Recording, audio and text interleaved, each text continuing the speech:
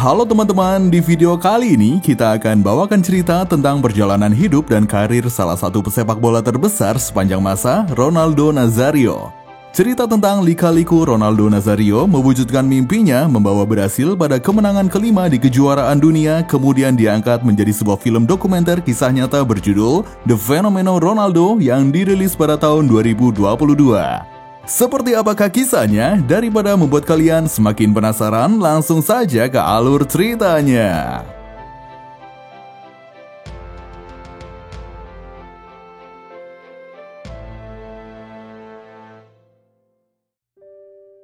Film dimulai dari timnas Brazil yang akan melaju ke final Piala Dunia tahun 1998 melawan tim tuan rumah Prancis.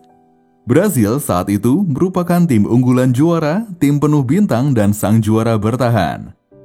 Ketika stadion sudah riuh dengan semangat penonton dan timnas Prancis juga mulai muncul, namun tim Brazil justru tidak kelihatan. Hal itu membuat semua orang panik hingga kemudian mereka mendapatkan kabar mengejutkan kalau Ronaldo Nazario tidak akan dimainkan. Cerita mundur ke tahun 1994 ketika Piala Dunia diselenggarakan di Amerika. Saat itu, Brazil juga masuk ke final Piala Dunia.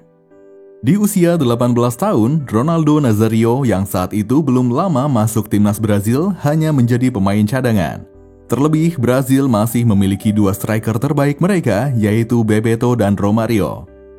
Tahun itu menjadi kemenangan keempat Brazil dalam ajang Piala Dunia. Ronaldo Nazario pun jadi memiliki mimpi besar membawa Brasil pada kemenangan kelima Piala Dunia selanjutnya. Dia menjadi fenomena di Brasil karena di usianya yang masih muda, dia sudah memiliki catatan rekor mencetak 56 gol dari 54 pertandingan, yang mana semua dilakukan dengan aksi yang mengagumkan. Setelah Piala Dunia tahun 1994 itu, Ronaldo Nazario direkrut oleh tim Belanda PSV Eindhoven, klub Romario sebelum pindah ke Barcelona. Dengan tim barunya, dia semakin menggila dengan mencetak 42 gol dalam 46 laga. Selanjutnya, Ronaldo Nazario pindah ke Barcelona. Di sana dia mengisi posisi yang ditinggalkan Romario. Dengan tim barunya kali ini pun aksinya tak pernah mengecewakan. Dia mampu membuat lawan yang berhadapan dengan Barcelona pusing. Saat itulah Ronaldo Nazario mencapai titik puncak ketenarannya. Semua media membicarakan dirinya dan Nike pun menjadi sponsor utama untuknya. Bersama Barcelona, Ronaldo Nazario mencetak 34 gol dalam 37 pertandingan. Pada tahun 1997, dia mendapatkan gelar Ballon d'Or di usia 21 tahun yang diberikan langsung oleh pemain legenda Pelé. Selanjutnya, Ronaldo Nazario direkrut oleh Inter Milan, klub sepak bola dari Italia. Dimanapun dan bersama tim manapun dia bermain, Ronaldo Nazario selalu membuat orang-orang kagum dengan permainannya. Tak heran jika dia menjadi idola semua orang dalam sekejap. Paolo Maldini, pemain bek Italia mengatakan hanya ada dua orang dalam karirnya yang memaksanya harus selalu fokus sepanjang pertandingan. Dua orang itu adalah Maradona dan Ronaldo Nazario. Di Italia inilah Ronaldo Nazario mendapatkan julukan Il Fenomeno. Namun sebenarnya dia tidak menyukai julukan tersebut karena memberikan beban berat baginya untuk memenuhi ekspektasi tinggi orang-orang kepadanya. Efek Ronaldo Nazario memang mirip dengan Maradona. Keberadaannya selalu membuat gila para penggemar sepak bola. Dengan segala kemampuan luar biasanya, Ronaldo Nazario sangat diandalkan dan menjadi harapan Brazil untuk membawa timnas mereka menjadi Piala Dunia berikutnya. Pada Piala Dunia tahun 1998, selain mengandalkan seorang Ronaldo Nazario, Brazil juga mengandalkan Romario. Selama pertandingan kualifikasi, serangan combo dari dua striker Brazil itu pun menjadi senjata yang tak bisa dihentikan. Keduanya bekerja sama dengan sangat baik. Ronaldo Nazario dengan energinya dan Romario dengan kematangannya. Brazil hampir memenangkan seluruh pertandingan selama dua pemain tersebut diturunkan bersama. Copa America dan Piala Konfederasi juga mereka dapatkan. Maka tak heran jika keduanya sangat diandalkan Brazil di Piala Dunia 1998. 8 hari sebelum acara pembukaan Piala Dunia, ofisial tim Brazil harus membuat keputusan pahit bahwa Romario tidak akan main karena cedera. Romario pun merasa sangat kecewa mendengar keputusan tersebut. Tanpa adanya Romario, tekanan berat akan sangat dirasakan oleh Ronaldo Nazário. Padahal saat itu Brasil berada di posisi teratas sebagai unggulan juara. Para pendukung sangat bersemangat dan optimis mereka bisa mendapatkan kemenangan kelima Piala Dunia.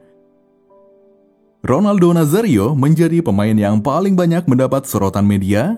43% berita Piala Dunia saat itu membahas tentangnya. Ronaldo Nazário sudah merasakan tekanan di pertandingan pertama, meskipun pada akhirnya Brasil tetap berhasil menang.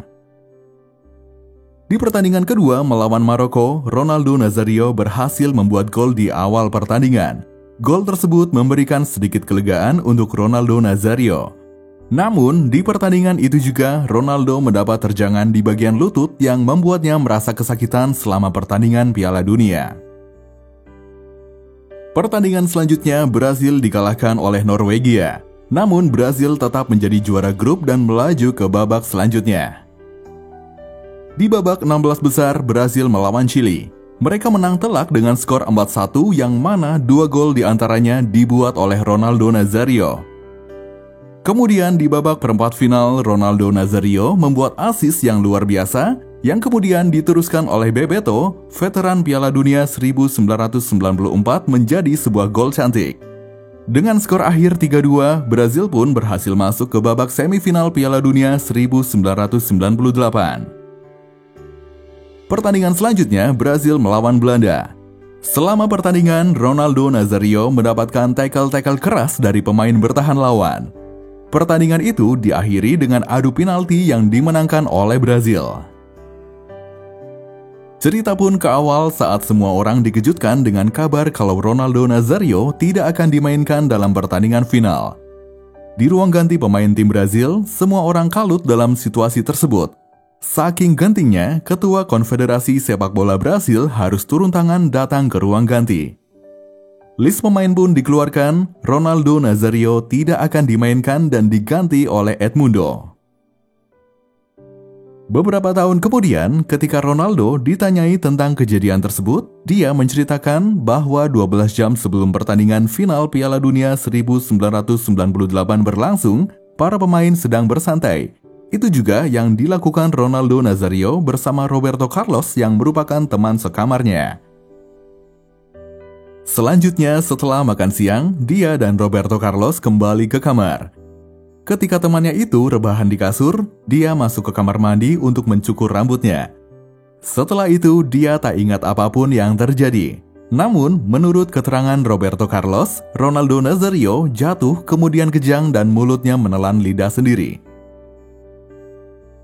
Setelah dilakukan pemeriksaan, dokter menyatakan bahwa Ronaldo Nazário tidak dalam keadaan fit untuk melakukan pertandingan. Bahkan, Ronaldo Nazário baru sadar setelah dokter sudah pergi. Ketika bangun, Ronaldo Nazário terkejut dirinya dinyatakan tidak fit untuk main di babak final. 4 jam sebelum pertandingan berlangsung, Ronaldo Nazário sibuk pergi ke rumah sakit untuk menemui dokter yang memeriksanya dan meminta melakukan pemeriksaan kembali karena dia sangat ingin bermain di babak final. Tim yang berangkat ke stadion pun jadi merasa khawatir. Menurut pengakuan Bebeto, para pemain tak lagi memikirkan pertandingan, namun memikirkan keadaan Ronaldo Nazário. Setelah menjalani pemeriksaan fisioterapi, hasilnya menyatakan kalau kondisi fisik Ronaldo baik-baik saja. Ronaldo Nazário pun langsung berangkat ke stadion. Dia sampai di sana 45 menit sebelum kick-off dimulai. Selanjutnya, 15 menit sebelum dimulai, barulah diumumkan bahwa Ronaldo Nazário akan turut serta bermain di babak final Piala Dunia 1998. Mendengar hal itu, semua orang pun kembali bersemangat menantikan pertandingan. Ronaldo masuk sebagai pemain starter. Meskipun dia sudah bergabung kembali dengan tim, namun psikologi tim Brasil sudah terlanjur turun. Karena itulah mereka tidak fokus bermain. Mereka bermain seperti orang linglung yang tidak tahu apa yang harus dilakukan. Mereka pun kalah telak dengan skor akhir 0-3. Mimpi besar yang diperjuangkan sejak lama untuk membawa Brasil mendapat gelar juara dunia yang kelima terpaksa harus tertunda. única coisa que eu pensava era em aceitar com o resultado do jogo.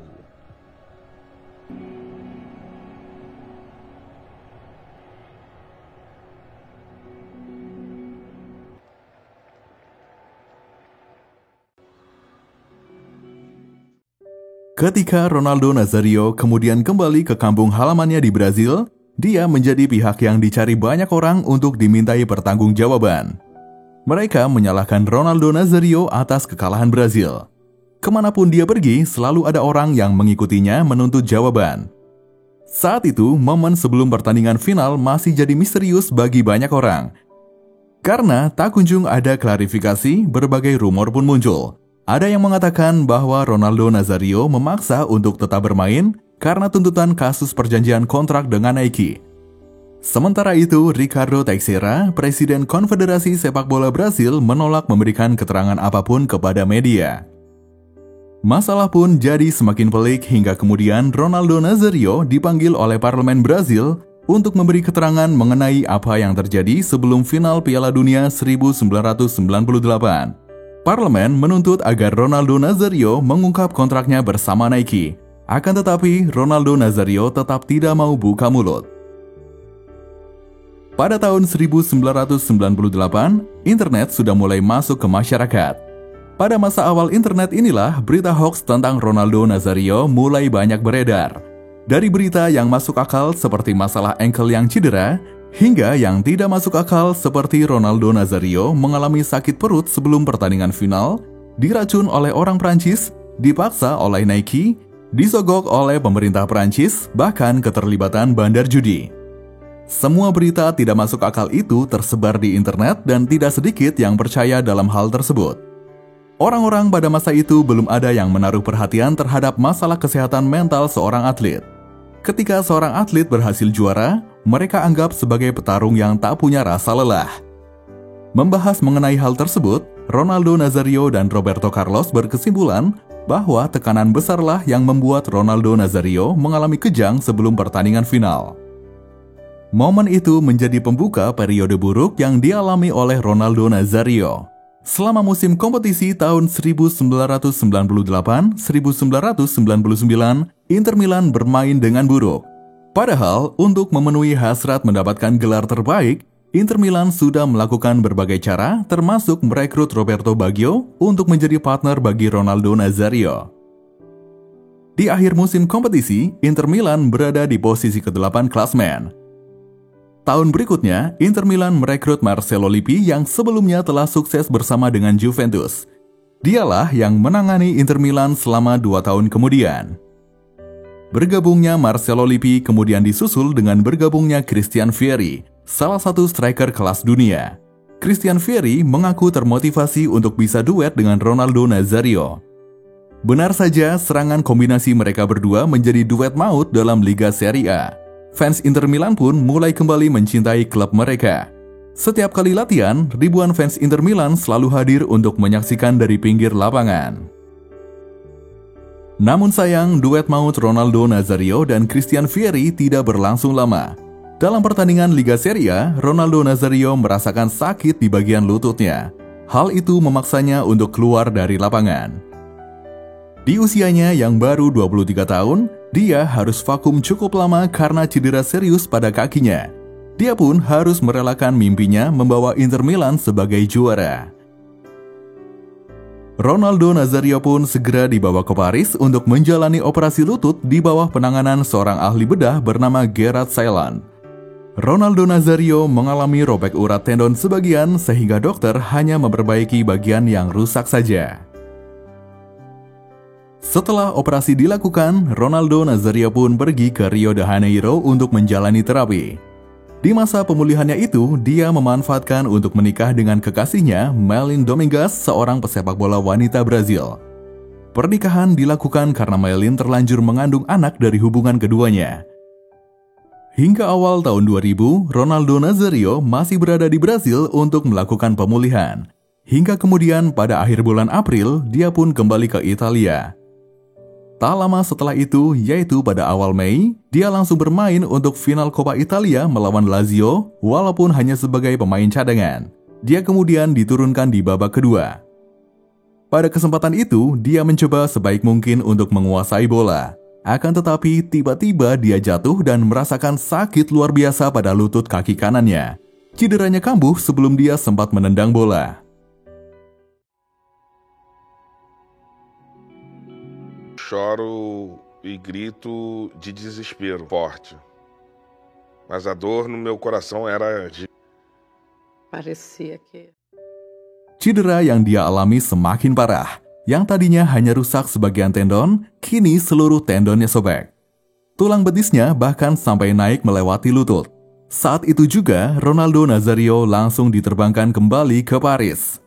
Setelah dilakukan pemeriksaan, Dr. Gerard Celan mengakui adanya kesalahan pada operasi pertama. Dia pun mempersilahkan apabila Ronaldo Nazario ingin mengganti dokter yang menangani. Namun ternyata dia masih diberi kesempatan kedua. Dengan keadaan tendon yang sudah rusak tersebut, dokter tidak bisa menjamin apakah Ronaldo Nazario masih bisa bermain sepak bola. Setelah dilakukan operasi yang kedua, orang pertama yang menjenguk adalah Zinedine Zidane yang statusnya adalah rival. Dia datang untuk meminta Ronaldo Nazario agar segera pulih dan kembali bermain karena dunia sepak bola masih membutuhkannya. Selanjutnya yang datang menjenguk yaitu Pelé. Setelah itu, Ronaldo Nazario pun memfokuskan diri untuk pemulihan. Dia terbang ke Amerika untuk melakukan cek fisik di Los Angeles. Dokter di sana mengatakan kalau dia tidak akan bisa bermain sepak bola lagi. Hasil pemeriksaan tersebut dia perlihatkan kepada Dr. Gerard Celan. Namun, Dr. Gerard Celan justru memberi jaminan bahwa Ronaldo Nazario akan kembali bermain di lapangan. Dia mengirim Ronaldo Nazario ke klinik terapi untuk menjalani proses pemulihan berikutnya.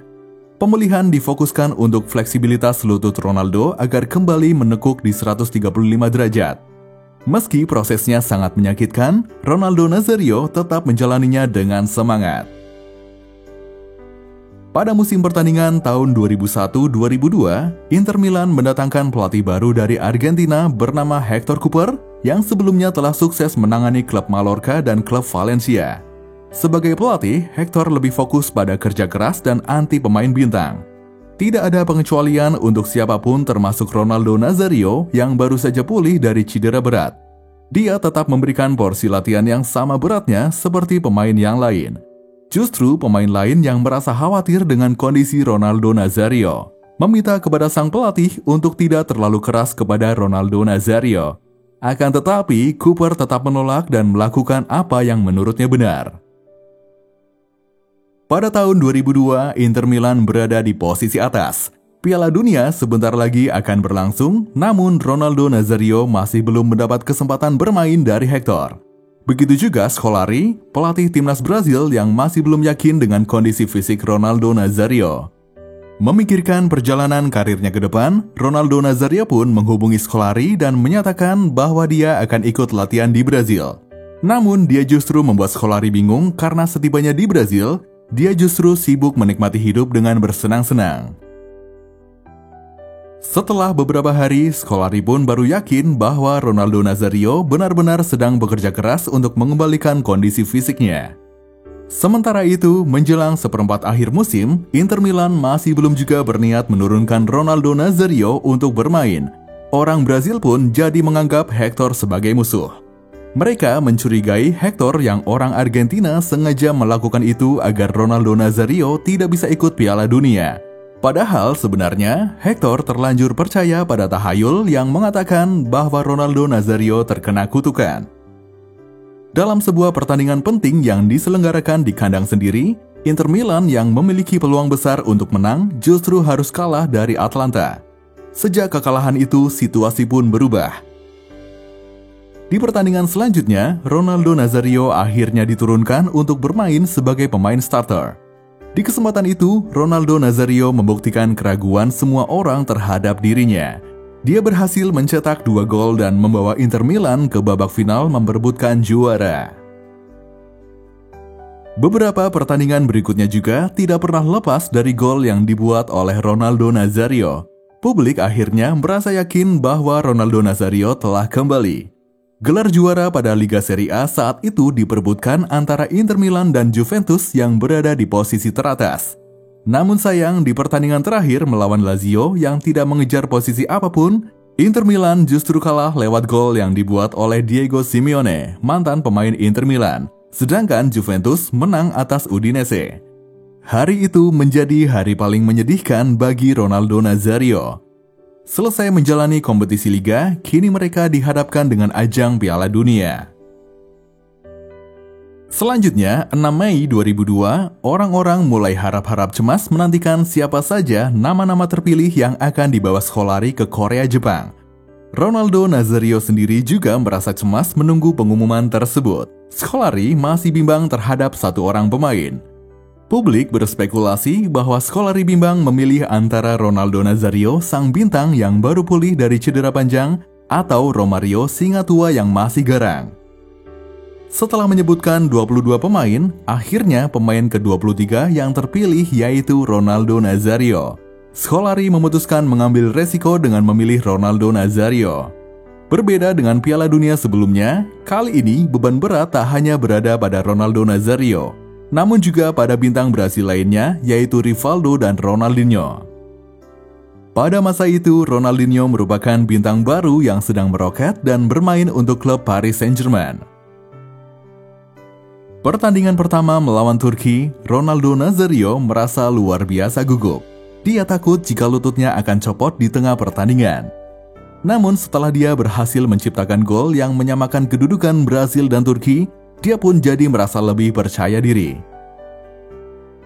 Selanjutnya, pertandingan kedua melawan China. Ronaldo Nazario kembali mencetak gol. Hal itu membuat Scolari merasa yakin untuk terus menurunkan Ronaldo Nazario di pertandingan-pertandingan berikutnya. Di pertandingan ketiga yang tidak lagi mempengaruhi kelolosan ke babak selanjutnya, Ronaldo Nazario terus dimainkan sedangkan Ronaldinho diistirahatkan. Ronaldo Nazario menjawab kepercayaan orang-orang kepadanya dengan 2 gol yang dia hasilkan. Selanjutnya, mereka terbang ke Jepang untuk melakukan babak seperdelapan final. Ronaldo Nazario terus menunjukkan performa terbaiknya dengan menyumbang gol. Mereka menang atas Belgia dengan skor 2-0 dan maju ke babak perempat final. Di babak perempat final, mereka akan menghadapi Inggris. Disinilah aksi Ronaldo Nazario sedikit bisa diredam oleh 2 pemain bek Inggris. Beruntung, Brasil masih memiliki Rivaldo dan Ronaldinho yang tak kalah hebat. 2 pemain itulah yang akhirnya berhasil menembus pertahanan lawan dan mencetak 2 gol penentu kemenangan. Setelah pertandingan tersebut, Ronaldo Nazario kembali mengalami masalah pada kakinya. Kini, paha bagian dalam kaki kirinya yang merasakan sakit.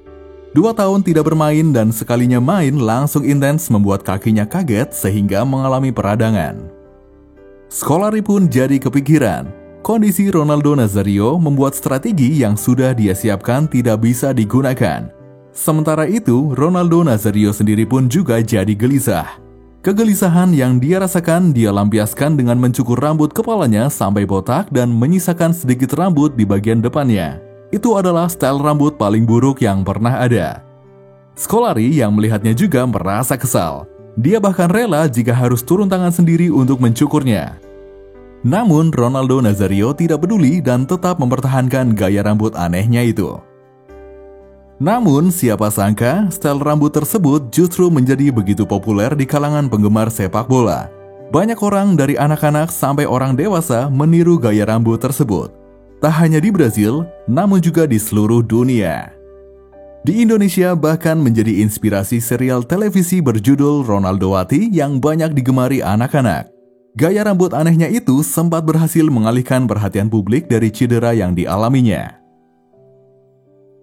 Setelah beberapa hari istirahat, Ronaldo Nazario akhirnya dinyatakan siap untuk kembali bertanding. Di babak semifinal, Brasil kembali berhadapan dengan Turki. Untuk menjaga kondisinya, Ronaldo Nazario berusaha sebisa mungkin untuk tidak menendang dengan kaki bagian dalam. Keterbatasan geraknya itu yang kemudian membawa keajaiban karena Ronaldo Nazario kemudian bisa membuat gol tak terduga dengan tendangan pancong.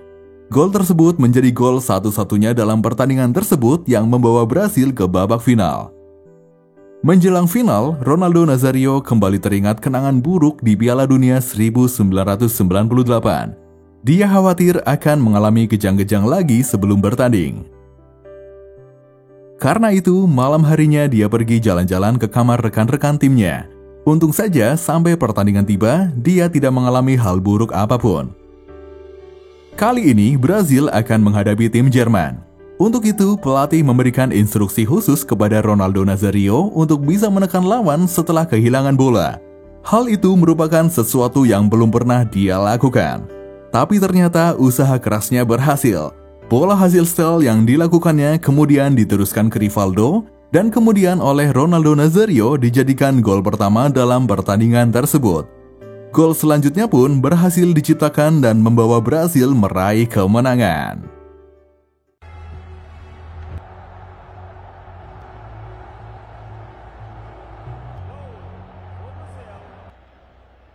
Filipão me substitui. Esses caras que me ajudaram. Mimpi Ronaldo Nazario membawa Brazil pada kemenangan kelima di ajang kejuaraan dunia akhirnya menjadi kenyataan. Dengan begitu, Brazil menjadi satu-satunya negara yang berhasil memenangkan Piala Dunia sebanyak 5 kali. Trauma dan penderitaan sejak Piala Dunia tahun 1998 akhirnya terbayarkan semua pada satu hari spesial itu. Selain menjadi juara bersama timnya, Ronaldo Nazario juga mendapat posisi top scorer. Selanjutnya, dia meneruskan perjalanan karirnya di Real Madrid. Seperti itulah kisah tentang perjalanan hidup dan karir salah satu pesepak bola terbesar sepanjang masa, Ronaldo Nazario. Terima kasih dan sampai jumpa di alur cerita selanjutnya.